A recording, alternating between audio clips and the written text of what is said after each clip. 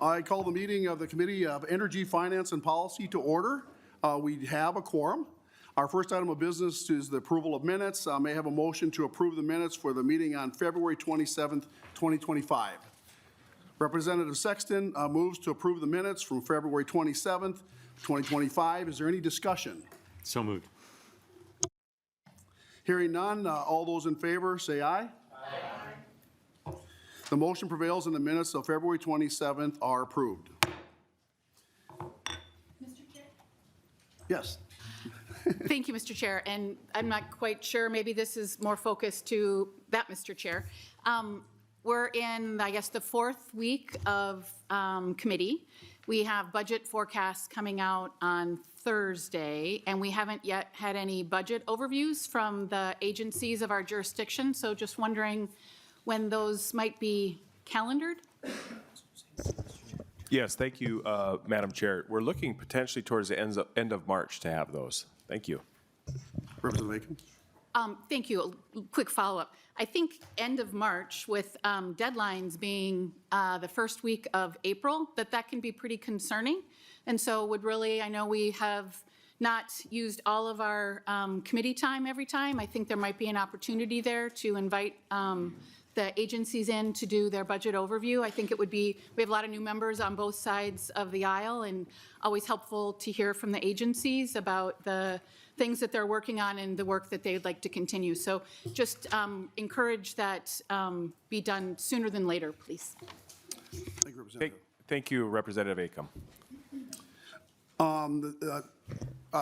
Chair Swedzinski is here to move his bill. It'll be referred to the Ways and Means Committee. Chair Swedzinski moved that House File 1738 is referred to Ways and Means Committee. Chair Swedzinski, to your bill. Thank you, Chair Murphy.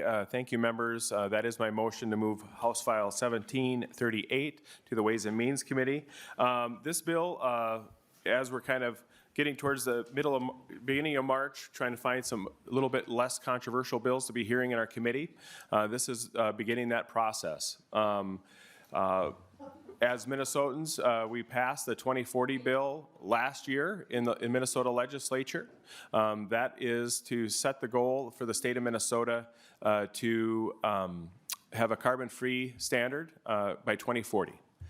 Xcel Energy just announced last week or the week before that they will meet that goal by 2035. And I believe there are other investor-owned utilities that have matched that same timeline of 2035 to meet that goal 5 years early. The stated goal of the RDA has been used to develop renewable energy projects across the state. With the stated goal of the legislature having been passed in 2023 of the carbon-free by 2040, it's time for the state legislature to get out of the way. House File 1738 primarily is focused on driving the cost of electricity down. We will all admit that utilities will reach that goal. By the iron fist of government, our utilities across the state will meet the carbon-free standard in Minnesota. Minnesotans, as we as legislators, have a duty to then, if those goals will be reached, to simply get out of the way, drive down the cost of energy for Minnesotans. That's why this bill is before us. Our role as legislators is to look at the unique aspects of what industry can do, families can do, businesses can do, and what our utilities can do. We either trust the utilities to do their job with the work and the cooperation of the PUC, or we don't. We do not need to press the thumb of the legislative power to pick and choose which projects happen and which projects don't. Oftentimes in St. Paul, we believe that it's free money. This dollars come to our pockets, and it's our job to spend it. We have a choice whether it's Social Security, taxes, or RDA funding, or taxes on casks in Minnesota, which is where this money is derived from. Do utility payers in Xcel territory spend the money better in their home, in their business, Or do we spend the money better here in the Minnesota House? The bill before you recognizes the fact that businesses and families in small ways, maybe it's an extra cup of coffee, maybe it's their own utility bill, maybe it's an extra car payment or extra gallon of gas, or maybe it's investing in a piece of equipment for their business. They will invest the money better than we as legislators could ever do. While RDA projects across the state, I've carried them in the past. I've asked for money out of the RDA fund. And I'm saying that Minnesotans deserve the right to spend their own money the way they best see fit. And it's time for the legislature to get out of the way. Since the beginning and the inception of the RDA fund, the tax on, or the fee on nuclear casts, over $900 million have been taken out of the pockets of ratepayers and put in the pockets of someone else. That's the bill before us.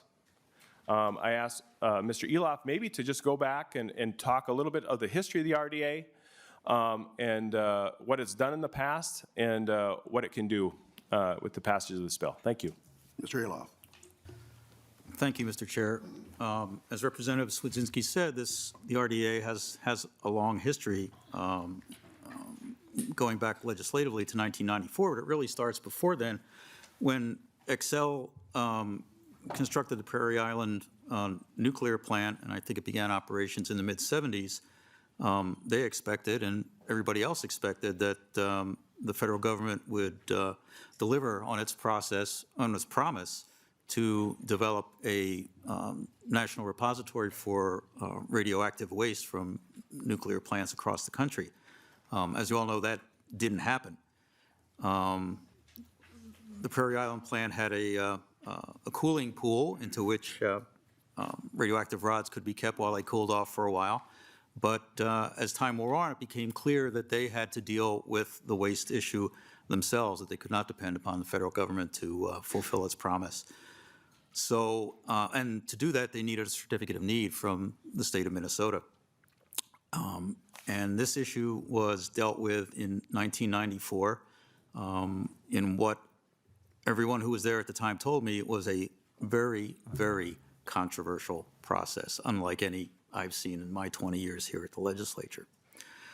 And what was done at that time as part of the compromise to allow the waste facility to be constructed was to set up this Renewable Development Fund. It's called the Renewable Development Fund at that time. And at the beginning in 1994, $500,000 for each cask of radioactive waste was to be put into that fund. And the directions given by the legislature were very general. The funds were only to be expended for the development of renewable energy sources. Couldn't get much broader than that. And the money sat there for a couple of years. In 1999, there was additional legislation saying that the public utilities must approve expenditures from the fund. And in 2000, what it actually started out as was a fund for research and development projects with respect to renewable energy. And there was an advisory board consisting of, I think, some Xcel ratepayers, the company, some legislators, a number of other people that sent out an RFP asking for projects that wanted to be funded to come and present the projects to that board. The board made recommendations to the commission at that time, which I think had final say over the project. And the mechanics of how that decision-making process worked varied over the years. In 2003, the legislature appropriated money out of that fund for what was called the Renewable Energy Production Incentive, REPI, which was mirrored on a federal program. And they used that money to create 100 megawatts of wind. My recollection is they paid $0.015 per kilowatt hour of production. That was increased to a target of 200 megawatts of wind in 2005, and that program went on. It paid people who installed wind projects over a 10-year period for each kilowatt hour of electricity that they produced. In 2007, the Monticello nuclear plant was required to contribute to the Renewable Development Account. It was still $500,000 per cask for Prairie Island, Monticello $350,000 per cask because they were smaller. In 2009, money was given to the University of Minnesota's Institute for Renewable Energy and Environment for a period of 3 years for various kinds of research projects. And over these years, there were grant cycles. I was asking Mr. Evans earlier today if he remembered how many there were. I would think maybe 4 or 5 every couple of years. This process would kick in and money would be awarded to projects along those lines. But more and more in the last, I don't think the last, I was trying to remember when the last grant cycle might have occurred. I would say at least 10 years ago, probably more than like 15. And I'm usually wrong on these things, so it's probably between 15 or 20. But more and more it came to be the case that the legislature would make direct appropriations from this fund. The Office of the Legislative Auditor did a report on the fund in 2012, I think, and had reported that from 2001 to 2010, a total of $165 million had been contributed to the fund, which funded 200 different grants with a median grant award of about $245,000. And in that 10-year period, 46% of the grants went for projects that were dealing with biomass, 17% to solar projects, 10% to wind projects, and 6% to conservation. One of the recommendations from that OLA report was that was to make the Renewable Development Account a state fund, because up to that time it really hadn't been. You've got a private company contributing money to an account. Is it public money? It was a little foggy, and the OLA recommended it be made a state fund, and that was done in 2017. The projects that were funded by the Renewable Development Account had to meet the criterion that they benefit XL ratepayers, not exclusively benefit XL ratepayers. They could benefit other people in the state, but XL ratepayers had to be benefited in one way or another from the funding. It's funded a wide variety of projects, and as you can see in this bill, some of those projects were also production-based incentives. The Made in Minnesota solar panels and XL Solar Reward program, and those are both programs that essentially signed contracts with people who signed up to make payments for a period of 10 years, and some of those payments will occur after, if this law is enacted, after the RDA program is repealed, and there are provisions in this to make those payments out of the general fund.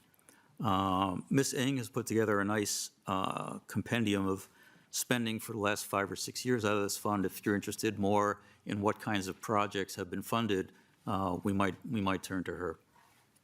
Thank you, Mr. Iliff. Chair Swedzinski, do you have any additional comments? I think, was Mrs. Ng going to maybe speak a little bit, or you don't have Mrs. to if Ng. you don't like? I could. Yeah.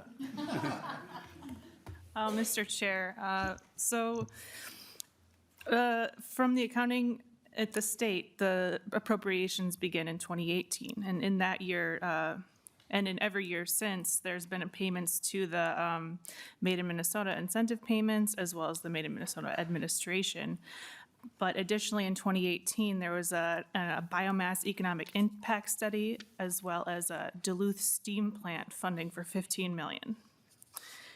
And in 2019, there was the same Made in Minnesota payments, but then in 2020, there was a cost-benefit analysis from the 2019 session for $150,000. And in 2021, there was the one payment to the Prairie Island Net Zero project, as well as Granite Falls Hydropower and the Community Energy Transition Project.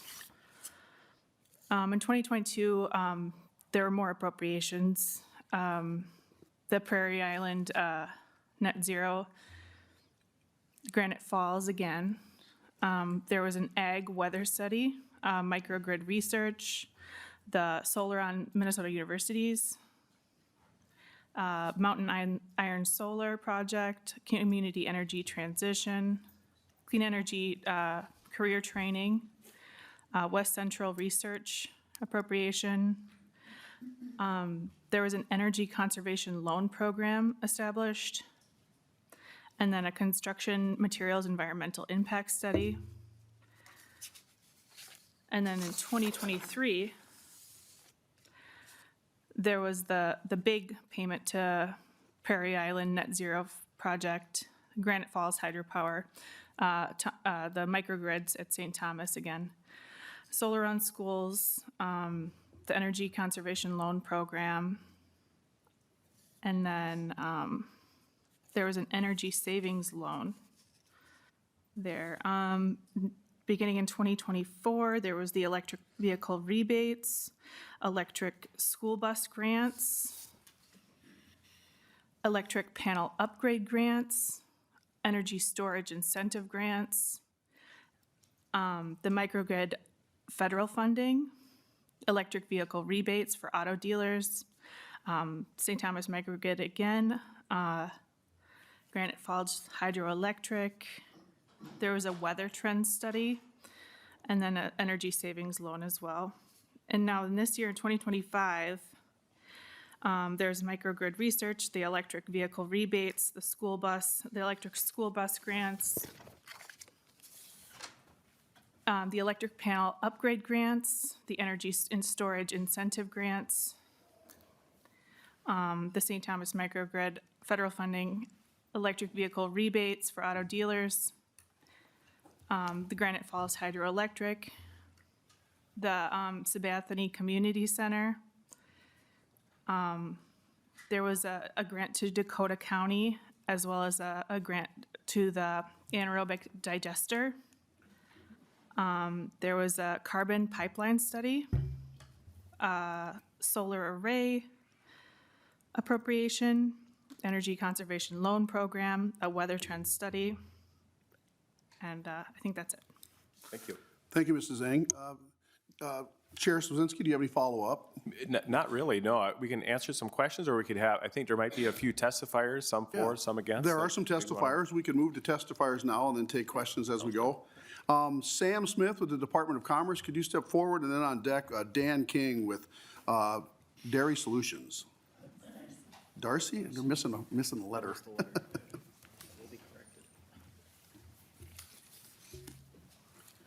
Chair Murphy, members of the committee, my name is Sam Smith, and I'm here to testify on House File 1738 on behalf of the Department of Commerce. The Renewable Development Account has committed hundreds of millions of dollars to accelerate the development of clean energy technologies, with programs ranging from solar for schools to the new geothermal feasibility study program launched this year. Since the Renewable Development Account, since the Renewable Development Fund, now the Renewable Development Account, which was established in 1994, legislators have made numerous updates on how the funds are utilized. This fund was established for the purpose of developing renewable sources of electricity in exchange for storing additional dry cask spent fuel storage at Excel's Prairie Island and Monticello nuclear power facilities.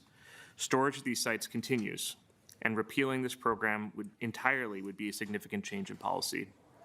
One of the more impactful efforts funded through the RDA has been the Solar Reward Program. Solar Rewards fills a niche that most other programs do not. It's customer-sited, performance-based solar incentives that encourage solar for residents, including low-income as well as commercial projects. To date, more than 7,000 projects have received funding from Solar Rewards.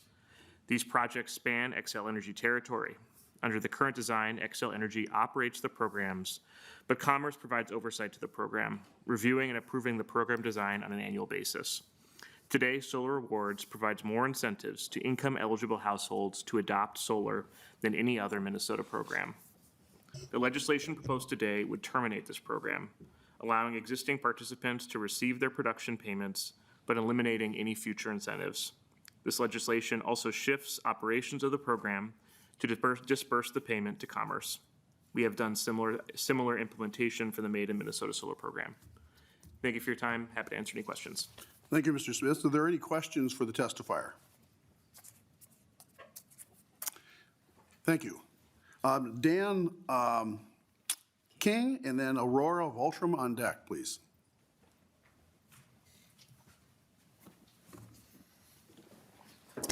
Good afternoon. Chair Murphy, members of the committee, thank you for the opportunity to testify today. My name is Dan King, Chief Technology Officer at Darcy Solutions, a Minnesota-based energy technology company deploying groundwater-enhanced geothermal heating and cooling. Here to express my support for the Renewable Development Account. This fund has played a critical role in making Minnesota a leader in energy innovation. It's helped deploy innovative technologies, support local businesses, and strengthen our energy economy, all while leveraging Minnesota's deep expertise in engineering, energy, and manufacturing.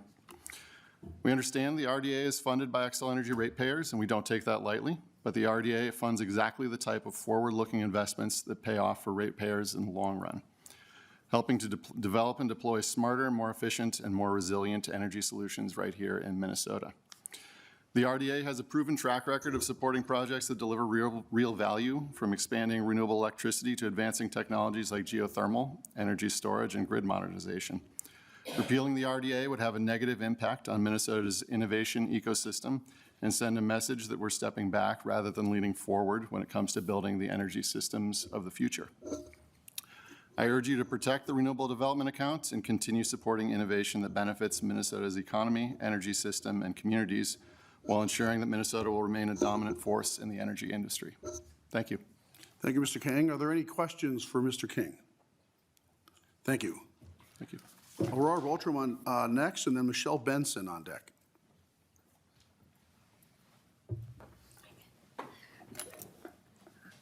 Mr. Chair, members of the committee, my name is Aurora Vautrin, and I'm the Legislative Director for 100%. Thank you for the opportunity to testify today with our concerns on HF 1738, a bill to repeal the Renewable Development Account. The context of why the RDA exists is an important place to start this conversation. In 1994, the Renewable Development Account was created with the intention that it would exist as long as casks of spent nuclear waste were stored at Prairie Island. To repeal the RDA without removal of these casks, or even a plan to do so, is concerning. Additionally, the RDA is an important tool for the state of Minnesota to meet our statewide decarbonization goals. Having a dedicated source of revenue to invest in our clean energy future ensures that our state can continue to make progress in our transition no matter what. Our legislature is tasked with making difficult decisions about where our state budget should go. The RDA ensures that we don't have to pit other needs of Minnesotans, like education and infrastructure, against investments in a decarbonized future that benefits all of us. Thank you. Thank you, Ms. Voltram. Are there any questions for the testifier? Thank you. Michelle Benson, followed by Sarah Webby.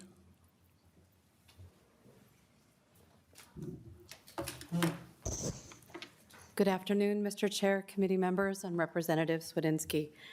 My name is Michelle Benson. I'm the Director for Energy Policy at the Minnesota Chamber of Commerce, and I thank you for the opportunity to testify in favor of House File 1738 that phases out the Renewable Development Account. The Chamber and our more than 6,300 members believe in the triple goal of affordable, reliable, and cleaner energy. Meeting all three parts of this goal is essential for Minnesota businesses to remain competitive regionally, nationally, and globally. The legislature created the predecessor to the RDA in 1994 to help develop renewable energy options that were not cost competitive at the time. Over 30 years later, utility-level renewable energy projects have gained support in Minnesota. The RDA is a relic of a time when renewable energy needed special support. Today, the RDA raises rates on Xcel ratepayers. Today, the RDA is a tax on a carbon-free, 24/7 reliable source of electricity. If it is the policy of the legislature that renewable energy is a statewide priority, then the legislature should transparently fund projects out of the general fund, as House File 1738 proposes. Today, renewable energy projects have significant market advantage due to regulatory mandates. As we approach the 2040 zero carbon goal, renewable energy will have a significant share of our generation capacity. If House File 1738 appropriately phases out special funds for renewable energy projects that are ready to compete in Minnesota's regulated energy market. The Minnesota Chamber of Commerce supports House File 1738 as it closes the RDA to create transparent, renewable energy funding and phases out funding as the renewable energy market grows. It also lowers rates for Xcel Energy customers. We thank you, Mr. Chair and Representative Swedzinski. Thank you, Ms. Benson. Are there any questions for Ms. Benson? Representative Jones. Thank you, Mr. Chair, and thank you, Ms. Benson. Can you help me understand, you were saying that this bill would provide more transparency. What is not transparent about the, the way that that projects are currently funded through this? My understanding is that we approve this every year at the legislature. Ms. Benson. Thank you, Mr. Chair and Representative Jones. The legislature, you'll see the forecast comes out on Thursday. They talk about a general fund forecast. They don't talk about the Healthcare Access Fund. They don't talk about the Renewable Energy Fund. Minnesotans don't follow these small funds. Most legislators don't follow these small funds, and so certain people on committees like yours are fully engaged and understand. But to be fully transparent with the people of Minnesota, we should show the priority where people pay attention, and that's in the general fund. Renewable energy can be a general fund priority, and we can save ratepayers money with this bill. Representative Jones, any follow-up? Thank you, Mr. Chair. Thank you, Ms. Benson. I guess I don't quite fully agree that we're not doing this in a transparent way. All the things that we do in the legislature are fully out there and available to both legislators and the public. Thank you, Ms. Benson. Sarah Webby, followed by Bobby King.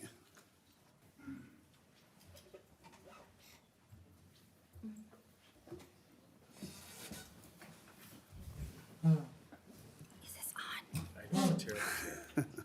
Quite loud. Good afternoon, Chair Murphy, members of the committee. My name is Sarah Webby. I'm here to testify on behalf of the Minnesota Solar Energy Industry Association today.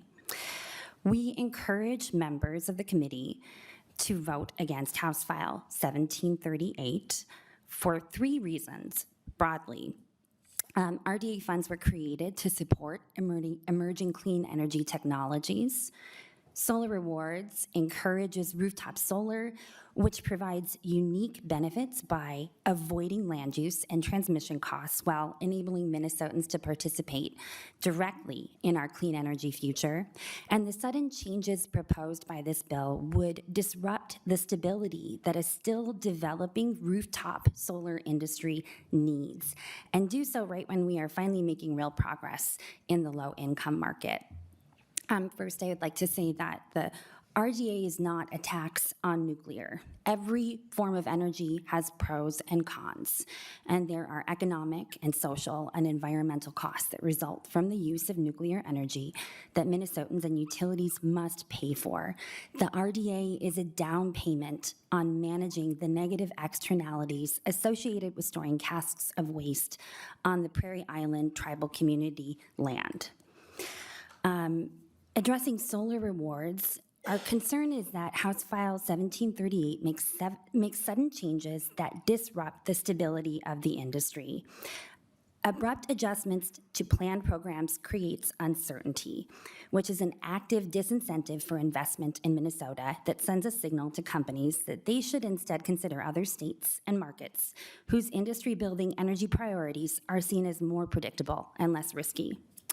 A sudden abrupt transition from a program with a 10-year commitment to a program with a 2-year commitment is the kind of solar coaster policy that has slowed the development of the solar industry by causing uncertainty and instability.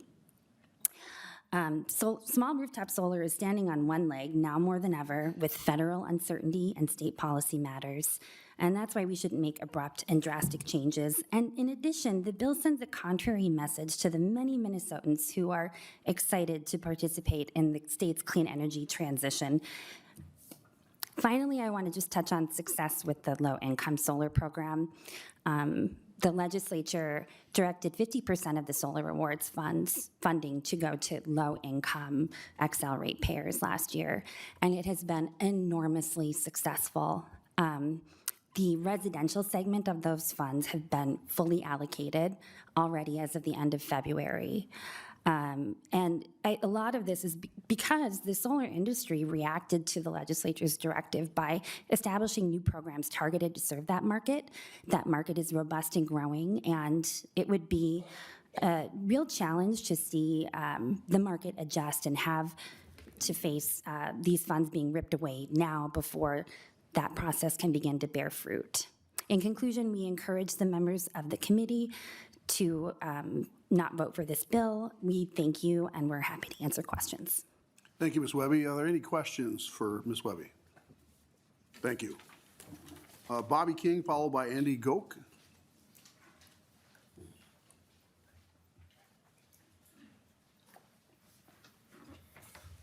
I think I'm going to throw that chair away. Yeah, that wasn't me. For the record, let the record show. Right.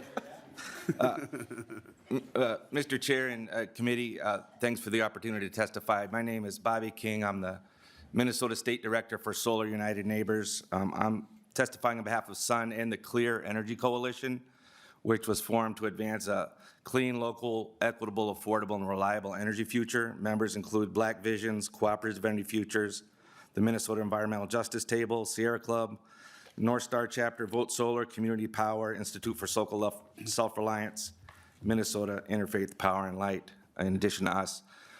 We believe that the RDA should be maintained, that it's an important dedicated funding source for the advancement of renewable energy in our state and has served the public interest well.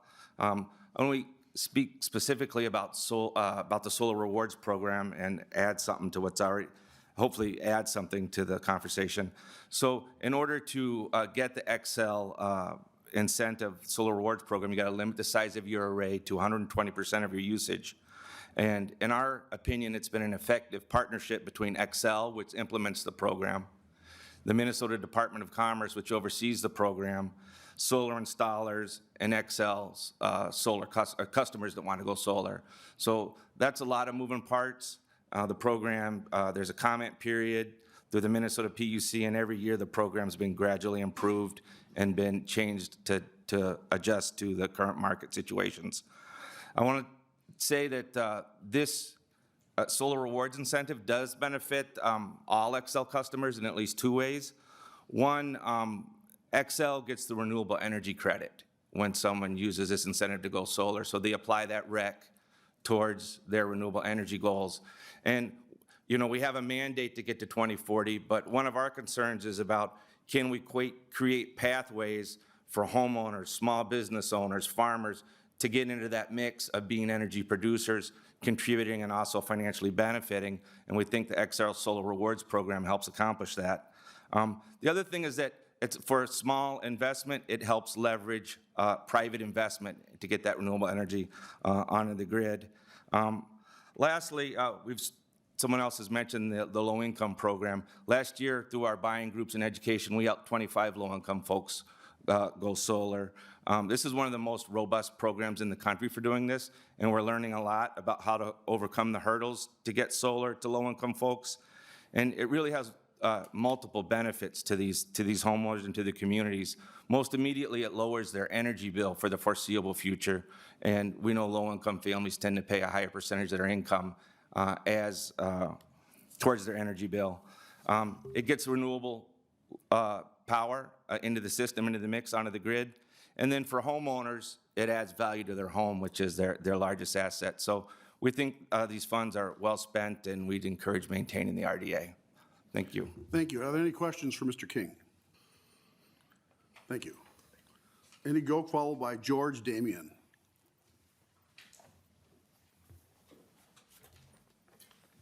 The chair again.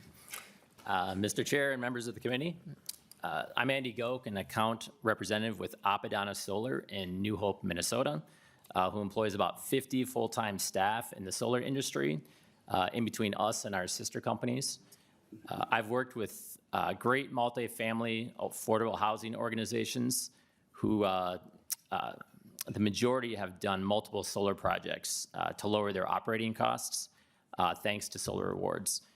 Some of those organizations are Aon, Trellis, Vitus, Wellington Management, RS Eden, who does affordable housing and drug treatment programs, Alliance Housing, Three Rivers Community Action, JO Companies, 4D Property Owners, and many more multifamily organizations.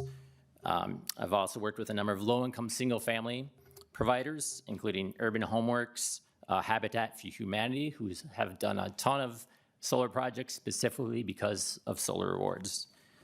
These projects happen because of solar rewards, and without exaggeration, I estimate that over 90% of these organizations would not do solar if these solar rewards were not available. That's a 90% decrease in these affordable housing and other nonprofit organizations being able to lower their costs through solar. This upfront incentive that is embedded in solar rewards is vital for those programs to move forward. As it's been mentioned, the solar rewards in 2025 has already run out for income qualified residential funding, and it was just 1.5 months into the year. And I know that the projects on the wait list, that those will not happen if funding doesn't get added. That said, I'd like to see solar rewards increase back to the levels it's been before, which is about $10,000 level, which I believe has been the majority dollar amount over the previous years.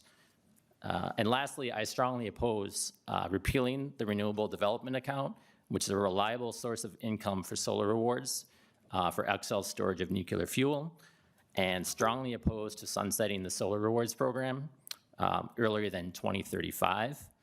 And with Canada imposing today a 25% tariff on Minnesota for power that we buy from them, and knowing that in 2022, Minnesota imported 1/5 of our electricity from Canada, we need to create more US produced energy, not less. And solar rewards plays a small yet impactful role for our community. Thank you. Thank you. Are there any questions for Mr. Goke? Thank you. Our last testifier is George Damian. Don't sit on that. I'm going to avoid that chair. Yeah.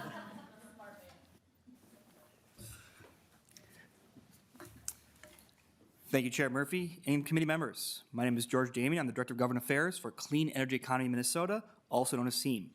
SEAM is an industry-led, nonpartisan, nonprofit organization representing the business voice of clean energy in Minnesota. We're here to express our deep concerns about House File 1738, a bill to eliminate the Renewable Development Account, which threatens to halt the progress of renewable energy initiatives and jeopardize Minnesota's leadership in the clean energy sector. For years, the RDA has supported research, development, and deployment of renewable energy projects across Minnesota. The fund has played a crucial role in advancing technologies that create jobs, attract investment, and strengthens our energy independence. Without it, many promising projects could face delays or cancellation, setting Minnesota's transition to a more sustainable energy and resilient future back. Eliminating the RDA would have serious consequences, including the loss of innovation. Without funding, cutting-edge research and development in renewable energies could stagnate, limiting technological advancements. Economic impact. The energy industry supports tens of thousands of jobs across Minnesota. Reducing funding could lead to job losses and decreased economic growth. And finally, increased energy costs. Investments in renewable energy help stabilize long-term energy costs, and eliminating the RDA could slow the expansion of cost-effective clean energy solutions. In closing, SEAM and our business members look forward to continuing to work with legislators and other stakeholders to identify opportunities for the RDA to evolve to support energy advancement of innovation and emerging technologies that will further decarbonize our economy and lower costs for Minnesotans, all while creating market opportunities and jobs across our state. Thank you. Thank you. Are there any questions for Mr. Damian? Are there any members of the public that would like to testify? So now it's time for member discussion. Representative Jones. Thank you, Mr. Chair and Chair Swedzinski. Just to start out, just a question of which utility does this impact? This impacts Xcel ratepayers, so Xcel. Okay. Representative Jones. Yeah, thank you, Mr. Chair and Chair Swedzinski.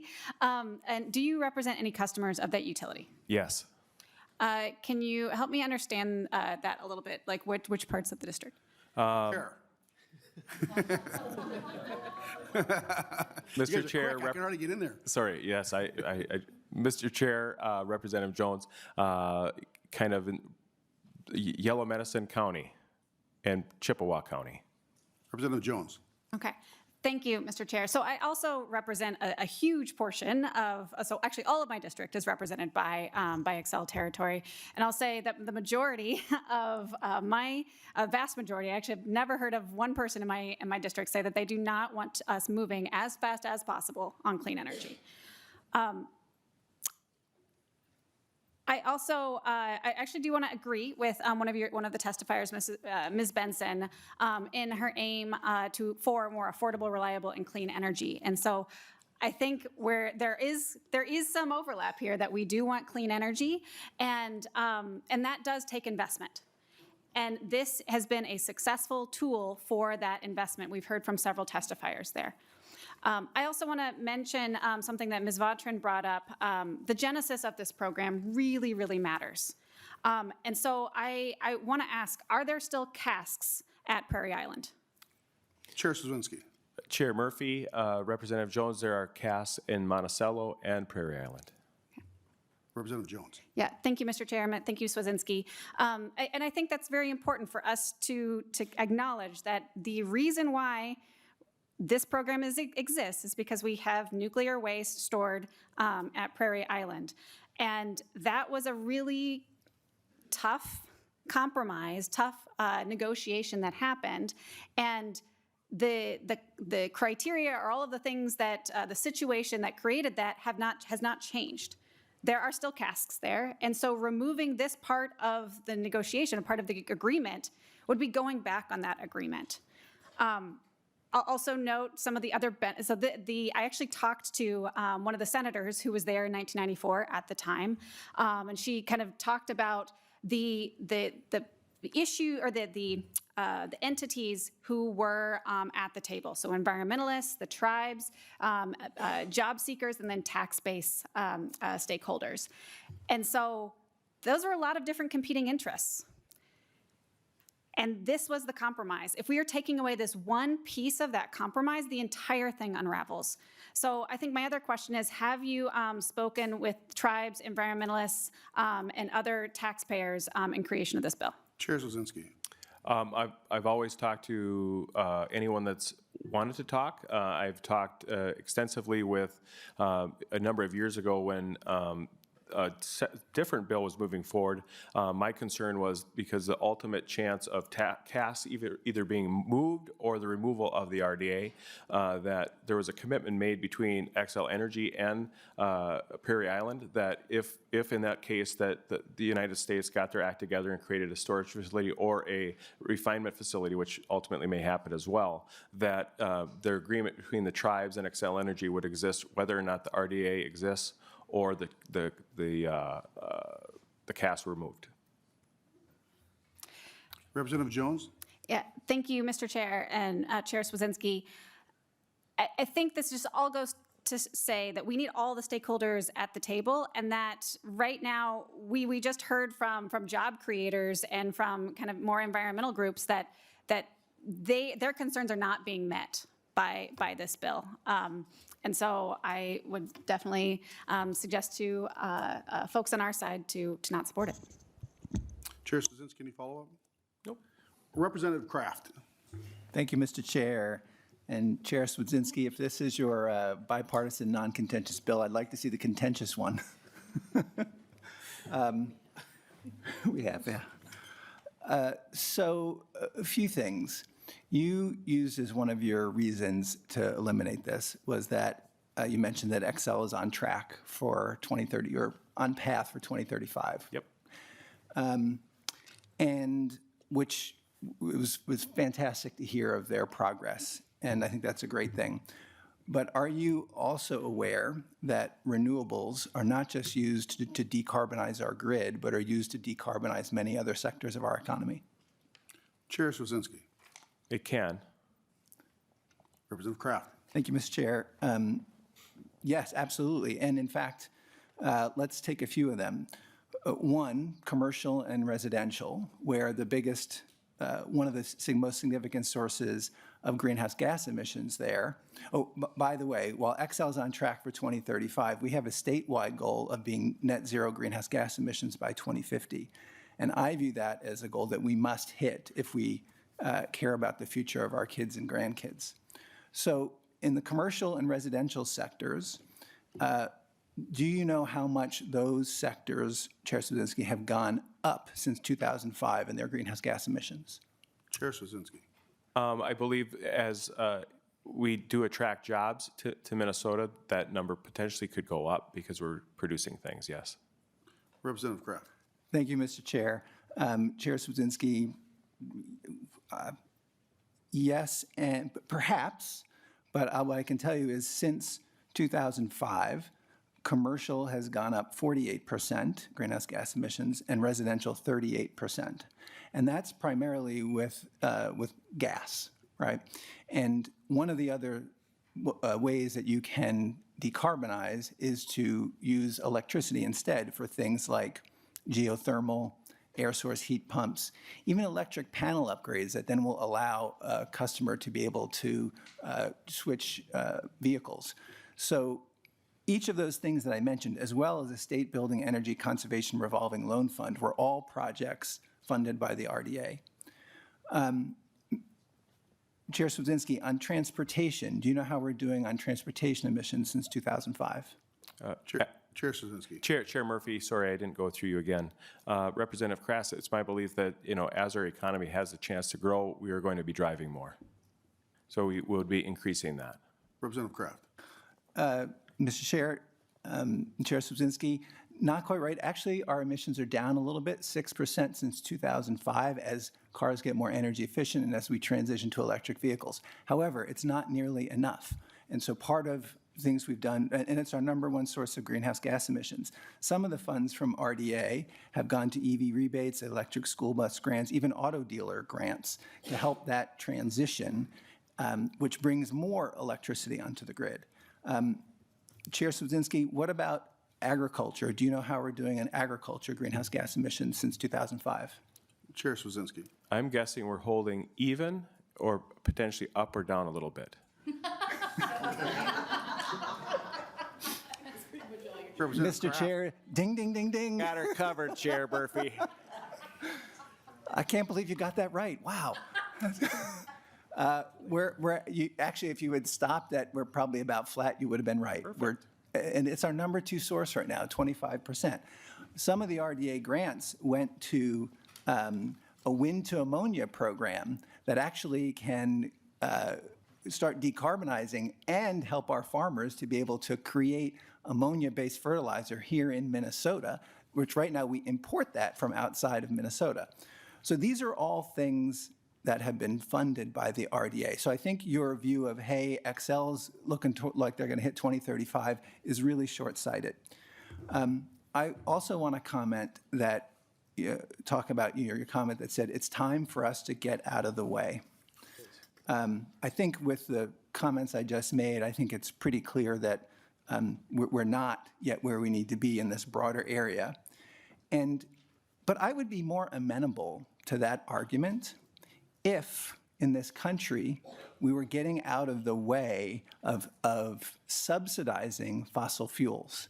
Do you have any idea how much in this country we subsidize fossil fuels, Mr. Chair? Mr. Chair Murphy, Representative Kraft, it's my belief it's not a subsidy, but it's that they allow tax relief for investments that they make. Representative Kraft. Thank you, Mr. Chair. Chair Swedzinski, I would love to have that conversation on the tax committee, that they're not a break for folks. But there are, according to the Environmental and Energy Study Institute, $757 billion of direct and implicit subsidies to the fossil fuel industry. So government has their thumb on the scale in a big way already for fossil fuels, and that's not even taking into account the cost that that puts onto our kids and grandkids for the air pollution and the greenhouse gas mitigation that happens. So, I'm ready to have the conversation. It's time to get out of the way with renewables, but we need to be getting out of the way of of subsidizing fossil fuels. The last thing that I'll say, in an era right now where the federal government is turning their backs on renewables and sacrificing our kids' future to give more money to the rich. And by the way, it's not only that, but it is economically ignorant what is happening. Right now, the renewable development, the renewable industry across the world is 1.4 trillion a year, growing to 2.5 trillion. So what we're doing at a federal level, burying our heads in the sand, is not only bad for the environment and our kids, but it's bad for us economically. So given all that's happening there, I think maintaining the RDA in Minnesota so that we can invest in the right kinds of projects in renewables in these other areas to decarbonize our economy that will have other huge benefits for Minnesotans is the right thing to do, and I urge a no vote on this bill. Thank you, Representative Kraft. Representative Anderson. Thank you, Mr. Chair. You know, we keep hearing that solar is becoming more efficient, and I believe it is. Panels are becoming more efficient and can better utilize sun. We hear that costs are coming down dramatically. I've heard the adjective used that way. But yet we have all of these reward programs. Heard a couple today, solar rewards, solar energy production incentive program. We've had a bill hearing on net metering. All programs that are designed to incentivize solar.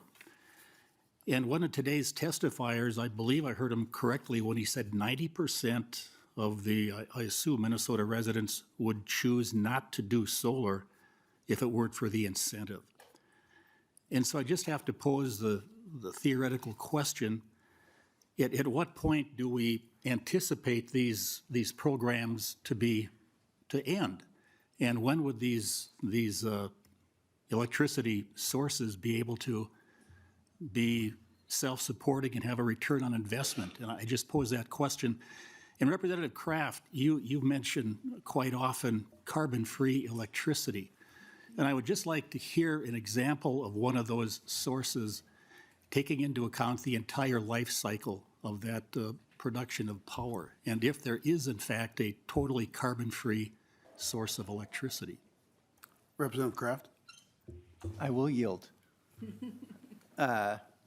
So carbon-free power in our definition, in our statute, I believe includes solar, wind, hydro to a certain extent, nuclear, and I think there are some others, but those are the definitions in our statute. And then your other question was anything truly carbon-free? You know, there's no free lunch in anything that we do, and the production of various sources does generate, often generates some carbon in that production. I will say, as we decarbonize our economy and we decarbonize industrial processes, those amounts will go down. But for example, in the case of solar, which we talked about previously in this committee, generally, it takes between 1 and 3 years of a solar panel's life before it is completely paid any kind of carbon debt that is created in its production. Representative Anderson, any follow-up? Thank you, Mr. Chair. I don't doubt your statistics and numbers, but again, they are heavily subsidized at this point anyway. And I would argue that there is no such thing as a carbon-free electricity source. And I support the bill in the sense that all good programs, and I think this has been a good program. It's developed a lot of programs and incentivized a lot of things, but at some point, I think programs have to have an end, and I think this is an appropriate time to do it. Thank you, Mr. Chair. Representative Baker. Thank you, Mr. Chair. Kind of following up with what Rep. Anderson was just talking about, I want to ask a question to Mr. Eloff about when this was put together 30 years ago or so. It was very challenging. It was very contentious. And I've been through a lot of those conversations with different programs long after that. Did this program ever have the discussion, or was there ever a sunset date put into something like this, Mr. Eloff? Mr. Eloff. Mr. Chair, Representative Baker, I don't recall a sunset date, no. As Representative Jones said, the RDA was tied to the casks at Prairie Island. As long as they are there, the RDA is operating as well.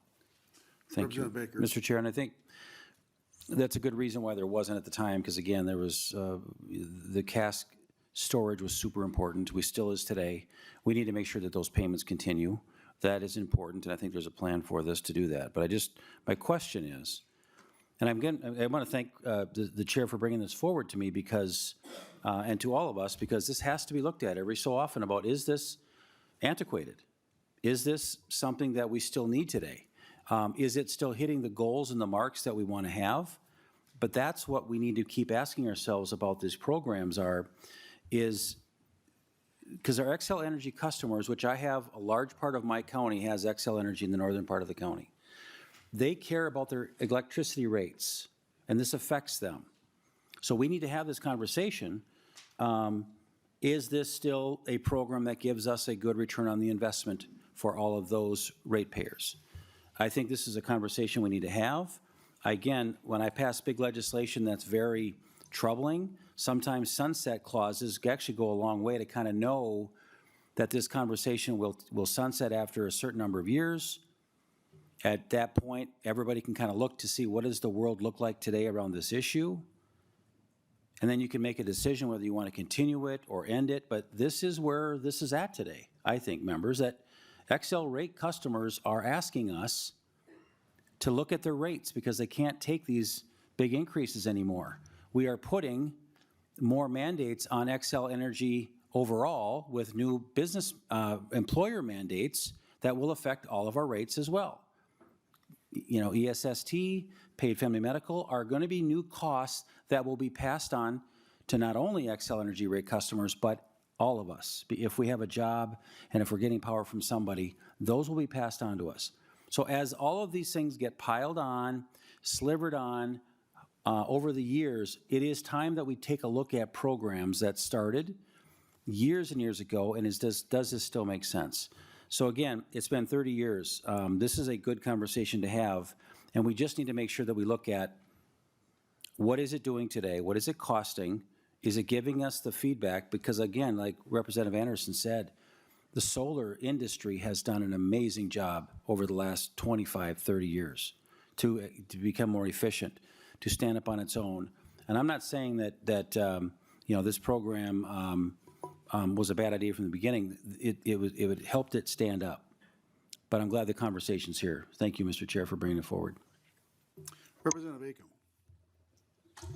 Thank you, Mr. Chair, and thanks for the great conversation today. I think we heard some great input from many stakeholders on this issue. And Representative or Chair Swedzinski, you had said that additional utilities, or utilities in addition to Xcel, were also making claims that they were going to be able to reach their 2040 goals early. I'm wondering, I haven't heard that from other utilities in Minnesota. I'd be interested to hear which ones are making that claim. Chair Swedzinski. Thank you, Mr. Chair Murphy, Representative Acom. I would have probably stated it if I could remember.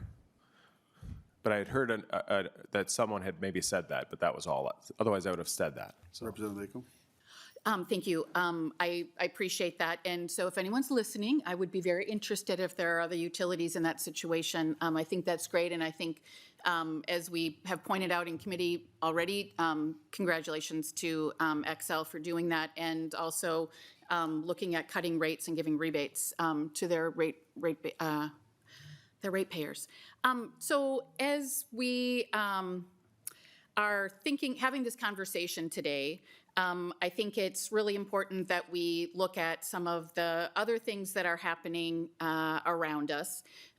We are no longer able to partner with the federal government as we have over the last several years. Many of the grants and funding that was supposed to be coming to Minnesota through the Inflation Reduction Act has been pulled back, which is unfortunate for many reasons. And as was announced today, tariffs with Canada. If we had had the presentation from the Department of Commerce, we would find out that Minnesota and the United States are in a trade deficit with Canada, mainly because of energy costs. And so when we talk about, Flint Hills, when we talk about natural gas, all of those rates are going to go up because of the tariffs being imposed by Canada. And so there are pressures from outside of Minnesota that are going to impact us here. And when we have programs like the Renewable Development Account, and I think it's been brought up by a few people how important it is that we have affordable, reliable, and clean energy, and I couldn't agree more. And I think we've heard from many people today about examples of RDA investments that have resulted in more affordable energy. And one that is a pride of mine is the Solar on Schools program that we passed initially several years ago. And, energy costs in schools are the second line item in their budget after staff. And putting solar on those schools can help save schools money that they can redirect into classrooms or even reduce tax levies. And so I think that the whole idea of affordability is one that's, this program has worked very hard amongst many different types of examples to make more affordable. And Mr. Eloff brought up that when this idea first started, it was looking toward wind, and it gave credits for wind energy that was produced. And it then evolved into solar. And more recently, in my time on the committee, we have gone from solar, we're now seeing storage, we're seeing geothermal, we're seeing electric school buses. It is continuing to innovate, and we need to be able to continue to help foster that for our state, for reaching our clean energy goals, for reducing carbon emissions. And I find it just really exciting that we have the low-income solar rewards that were spent within 6 weeks of the year, that there are so many opportunities that low-income Minnesotans are not able to benefit from. And so to be able to be targeting those people who need help paying their energy costs more, the most, that's a really great program. And rather than cutting it, we should be adding more to it. We should be helping more Minnesotans in that way. So we've heard just incredible, I think, testimony. I don't want to repeat things, but I appreciate the interest in reducing costs in energy rates, and I think this program helps do that. So I would encourage members to vote against this bill. Thank you. Representative Hollins. Sorry, I'm a bit of a mess today. Thank you, Chair. And thank you, Chair Swedzinski. So the first thing I want to say is I represent approximately 44,000 XL ratepayers, and I have literally never received an email or a phone call or had a discussion about wanting to get rid of the RDA fund. Never. I have several constituents in this room, and I actually was texting with them, asking them, how much is it? How much do they pay into the RDA? Because I was curious. The number I've gotten is between 70 cents and $1.25 a month. Now, I also looked up my current XL bill, which is $341 this month. So honestly, $1.25 per month is not something that I'm particularly concerned about. I'm more concerned about the fact that my energy rate is so high and that my house is not staying warm like I would like it to.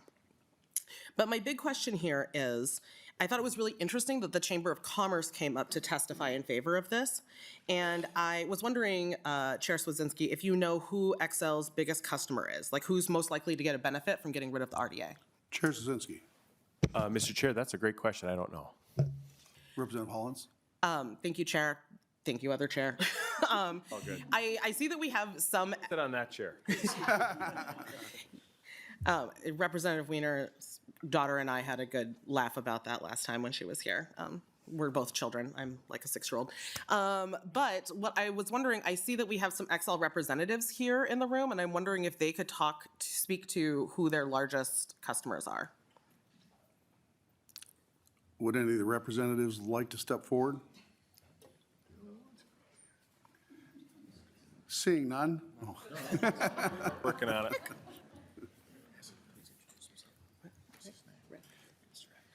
Mr. Evans, please introduce yourself for the committee. Mr. Chair, members of the committee, I'm Rick Evans with Xcel Energy. A long walk for a short answer. We're not permitted to tell you that. Sorry for making you walk so far. Representative Hollins? Thank you, Chair. And thank you, Mr. Evans. I appreciate that. I think, to my mind, when I hear about this fund and I hear about my constituents saying that they pay approximately $1 a month to fund this, the only thing I can think, and the fact that the chamber came up and testified in favor of this bill, is leading me down a path to say that there are big businesses that are paying more into this fund than the average Xcel ratepayer. And I have to believe that as a representative of 44,000 Xcel ratepayers, I am representing them, their interests, the projects that this fund brings to their community and brings to communities across the state of Minnesota. I'm not representing big businesses here. I don't mind if they have to pay in more. They have the pocketbooks to pay in more, and people in my district can pay approximately $1 per month. And it's supported great projects that have impacted my local community and also outside of my local community. And I advertise those to my constituents.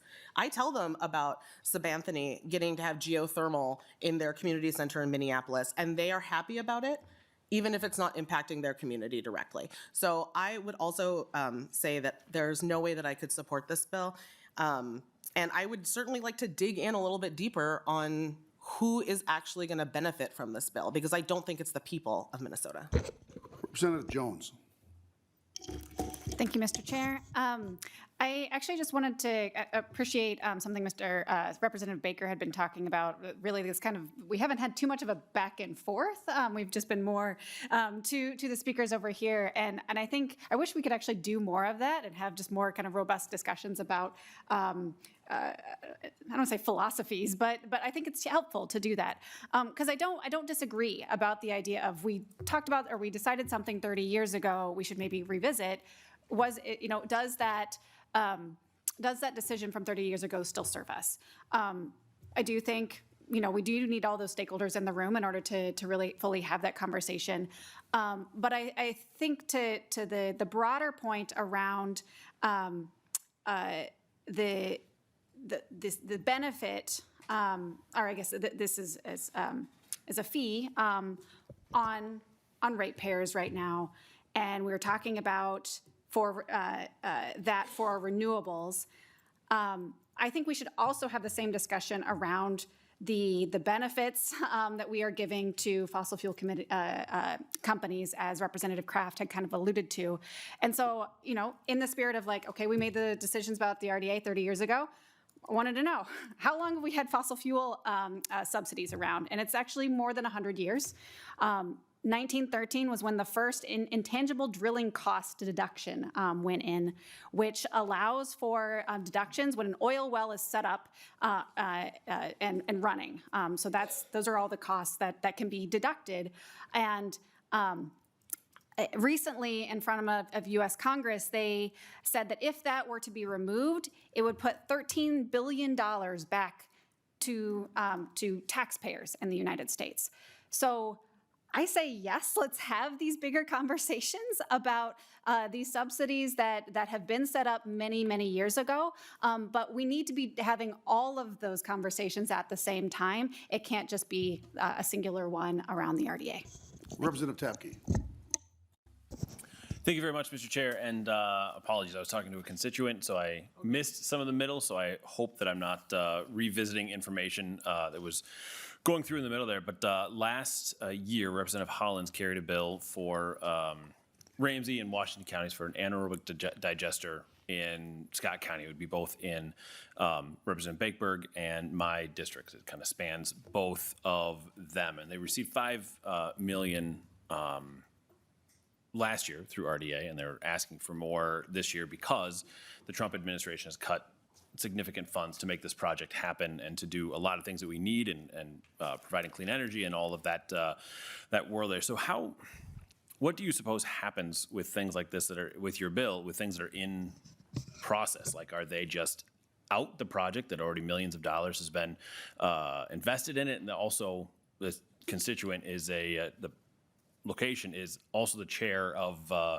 board chair of the state chamber. And so it's really interesting to me the state chamber's for your bill, but the state board chair is very much involved in this, and he's a really great guy and a friend of mine. And so I'm just very curious as to how you would plan for this to move forward for things that are in process.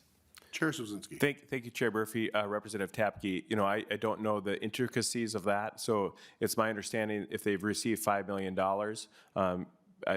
is the project going? Like, have they begun construction on the project or not? Those would all have to be questions you'd have to ask, and if you want to, maybe have to reach out to those folks, to see where that project is. If they broke ground already, if they've already invested money in it, just where the project. You'd probably have to bring that up to them, and then I'd probably better be able to answer that question for you. Representative Tapke.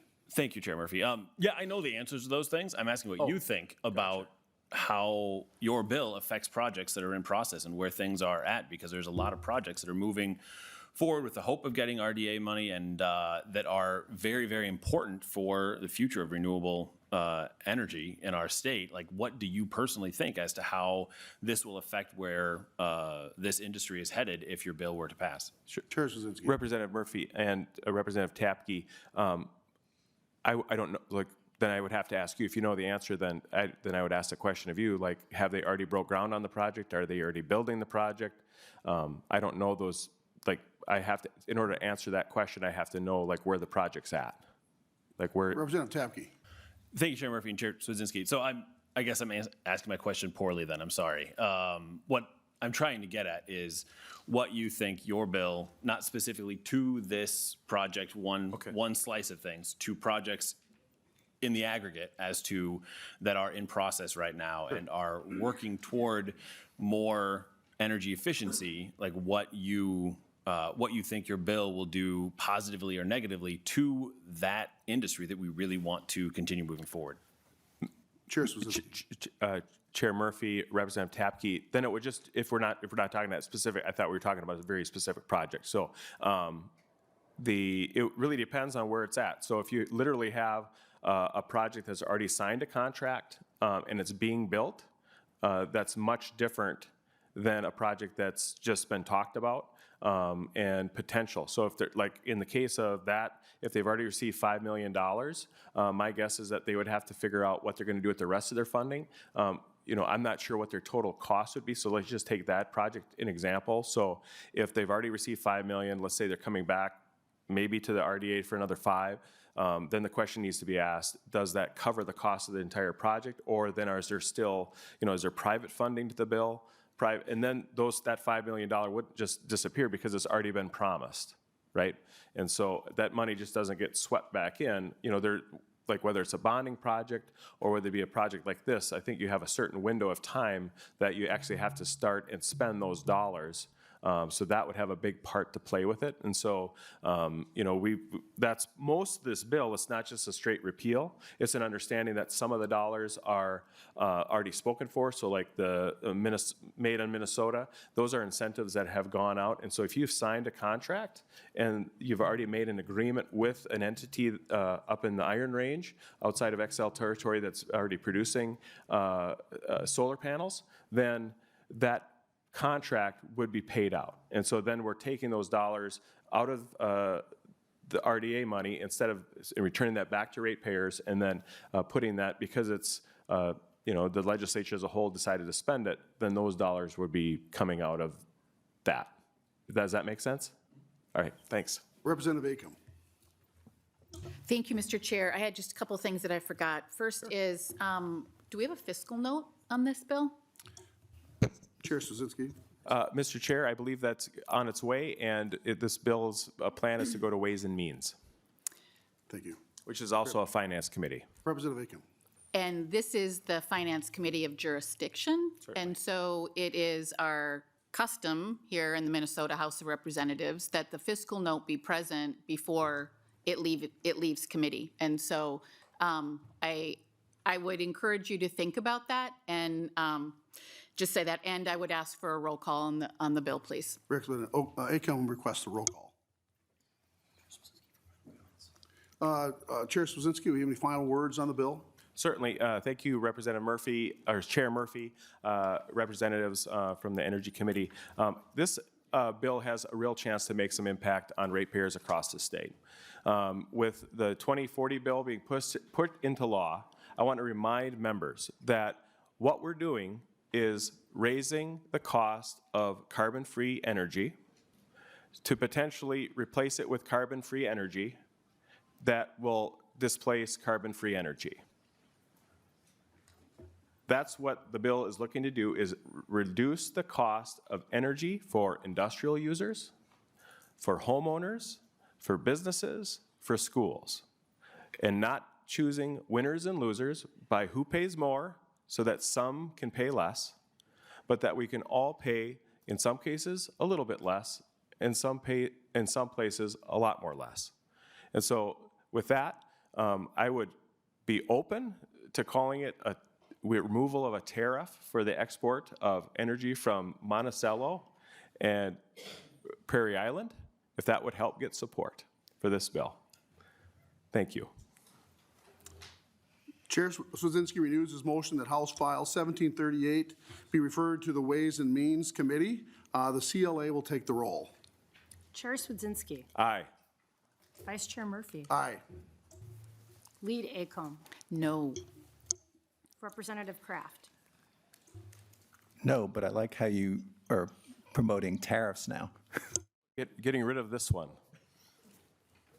Representative Anderson. Anderson, aye. Representative Baker. Aye. Representative Carroll. No. Representative Frazier. No. Representative Hollins. No. Representative Igo. Representative Jones. No. Representative Mahamood. No. Representative Meckland. Aye. Representative Sexton. Yes. Representative Weiner.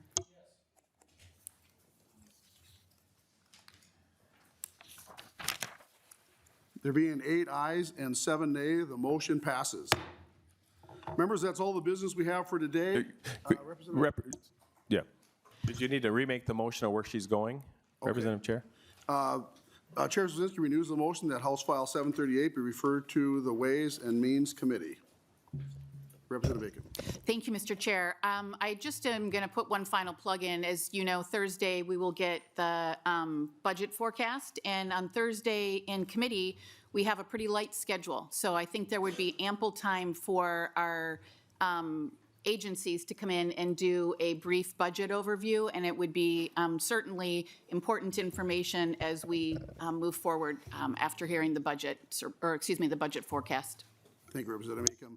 Members, that's all the business we have today. We'll be meeting again on Thursday, March 6th at 1 p.m. This meeting is adjourned.